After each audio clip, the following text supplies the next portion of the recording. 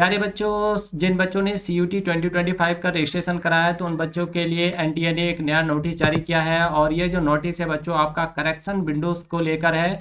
तो 25 मार्च को जो बच्चों फी पेड करने का लास्ट डेट था तो वो आपका ख़त्म हो चुका है। तो आज आपका 26 मार्च है, तो आज से आपका बच्चों करेक्शन विंडो ओपन हो चुका है। और ये जो विंडो है बच्चों आपका 28 मार्च तक ओपन रहेगा। 28 मार्च को 11:50 PM पर बच्चों आपका ये विंडो क्लोज हो जाएगा। तो जिन बच्चों ने CUT 2025 का रजिस्ट्रेशन कराया है तो वे सभी बच्चे आज से लेकर 28 मार्च तक जो बच्चों अपना जो भी पर्टिकुलर्स में चेंज करना है वो यहाँ पे आप कर पाएंगे। लेकिन एनटीए ने साफ तौर पर कहा है कि किन किन चीज़ों में आप बच्चों करेक्शन कर पाएंगे और किन चीज़ों में आप करेक्शन नहीं कर पाएंगे। ठीक है, तो आप इस नोटिस को देख पा रहे होंगे बच्चों। तो ये सब्जेक्ट है आपका correction in the particulars of the online application form of common university entrance test CUT UG 2025। ठीक है, तो बच्चों आपका जो एग्ज़ाम है वो 8 मई से स्टार्ट होने वाला है और जून तक ये एग्ज़ाम आपका चलेगा। और सारा का सारा एग्ज़ाम जो है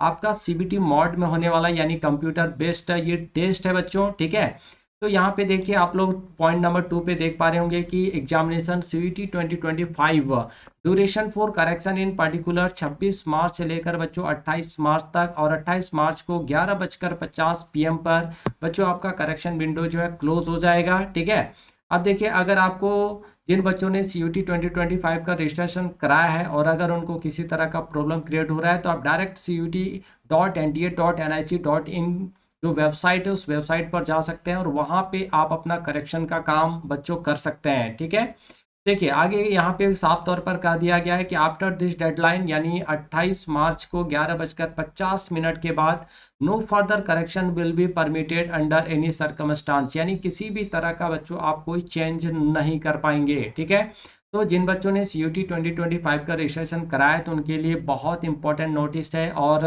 अगर आपको अपने एप्लीकेशन फॉर्म में करेक्शन करना है तो इन 3 दिन में अपने एप्लीकेशन फॉर्म को करेक्ट कर लेना है बच्चों। ठीक है, तो 28 तारीख का इंतजार आपको नहीं करना है, आप आज भी कर सकते हैं, कल भी आपके पास टाइम है। कल तक आप अगर कर लेते हैं तो बहुत अच्छी बात है।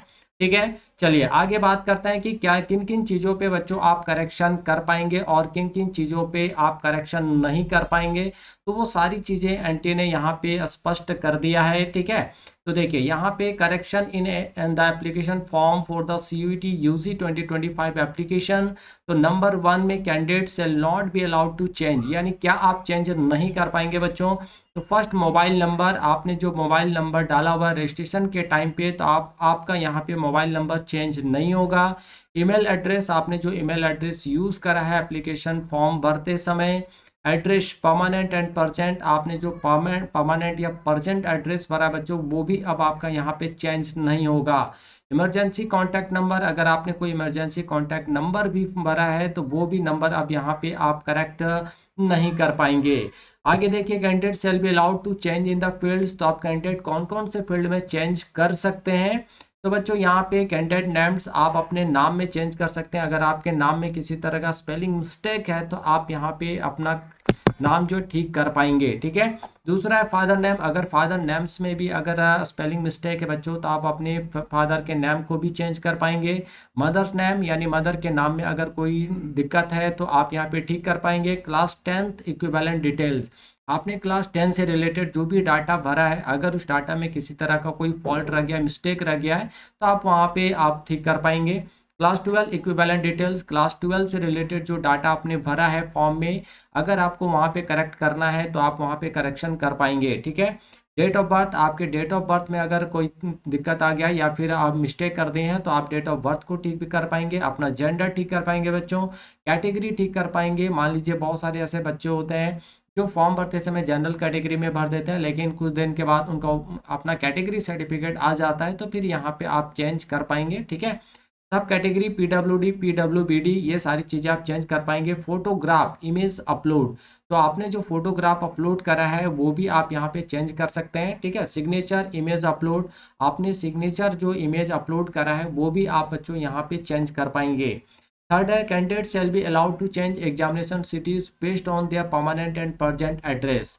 ठीक है, तो अभी आपने जो भी सिटी इंटीमेशन मांगा गया था यानी इस एग्ज़ाम के लिए, ठीक है, तो आपने जो भी भरा है, अब आप अपना आपका जो परमानेंट या प्रजेंट एड्रेस है उसके बेसिस पे अगर आप सिटी चेंज करना चाहते हैं तो वो भी यहाँ पे आप बच्चों चेंज कर पाएंगे। Examination city selection all for preference है ना, तो यहाँ पे 4 सिटी मांगा गया था जब आपने फॉर्म फिलअप किया था, तो आप यहाँ पे चारों सिटी को चेंज कर सकते हैं, कोई दिक्कत नहीं है। आपको जैसी सुविधा लगे आप अपने परमानेंट एड्रेस के हिसाब से या फिर अपने अर्जेंट एड्रेस के हिसाब से बच्चों अपने एग्जामिनेशन सिटी सिलेक्शन कर पाएंगे, ठीक है।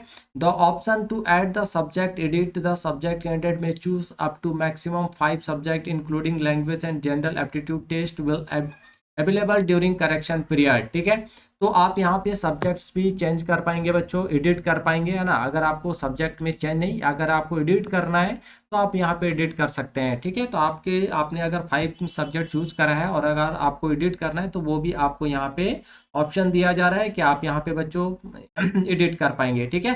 देखिए कुछ नोट में बोला गया है, if there is an impact on the fee then additional fee will be charge as applicable. अब देखिए अगर यहाँ पे आप सब्जेक्ट वगैरह बढ़ाते हैं तो फिर आपका जो चार्ज है वो लग जाएगा, जो आपका चार्ज है पर सब्जेक्ट, ठीक है। Correction in this field will be applicable only after payment of an additional fee if any. अब देखिए अगर आप इन चीज़ों में करेक्शन करना चाहते हैं सब्जेक्ट्स वगैरह को लेके, तो आपका जो एडिशनल फी एक्स्ट्रा फी है जब वो आप पेड करेंगे बच्चों तभी जो है आप यहाँ पे करेक्शन कर पाएंगे, अदरवाइज आप करेक्शन नहीं कर पाएंगे। The only one-time correction will be allowed to the candidate, that is once the correction are done and submitted, the form shall be frozen। यानी अगर आपको करेक्शन करना है तो एक ही बार में, अगर आपने अपना विंडो ओपन कर लिया है करेक्शन विंडो, तो एक ही बार में जितना करेक्शन करना है आपको कर लेना है। बार बार आप ऐसा नहीं कि आप थोड़ा सा करेक्शन किए फिर विंडो क्लोज कर दिए फिर से ओपन किए। तो बच्चों एक बार जब आप करेक्शन करने के बाद सबमिट कर देंगे तो दोबारा फिर जो है वो विंडो आपके लिए ओपन नहीं होगा, वो फ्रीज हो जाएगा पूरी तरह से, है ना।